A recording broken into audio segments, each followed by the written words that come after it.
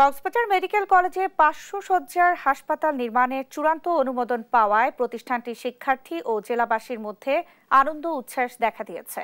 বুধবার দুপুরে কলেজ ক্যাম্পাসে আনন্দ মিছিল ও মিষ্টি বিতরণ করেছেন শিক্ষার্থীরা। তারা জানান, কক্সবাজার মেডিকেল কলেজে 2008-09 শিক্ষাবর্ষের শুরু হয়ে এখনো 6 কিলোমিটার দূরে সদর হাসপাতালে ব্যবহারিক শিক্ষার কাজ করতে হয়। মেডিকেল কলেজ বাস্তবায়ন হলে এই সমস্যা দূর হওয়ার পাশাপাশি নিশ্চিত হবে স্বাস্থ্য শিক্ষার মান।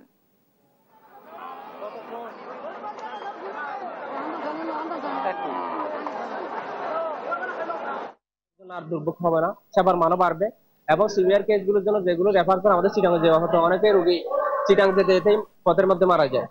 তখন এই সমস্যাগুলো এখানে আশা করি সলভ হবে এবং সবাইকে অনুরোধ করবো যে আমরা এই হাসপাতাল যত দ্রুত বাস্তবায়ন করা যায় এবং আমরা সকল সময় কোনো অসুবিধা হলে আমরা আমাদের কর্মসূচির মাধ্যমে এটা চালু রাখবো। ইনশাল্লাহ আমরা আশা করি যে আগামী 2 মাসের মধ্যে এটা কাজটা শুরু হয়ে যাবে ঠিকাদারের সাথে আমাদের গণপূর্ত বিভাগে।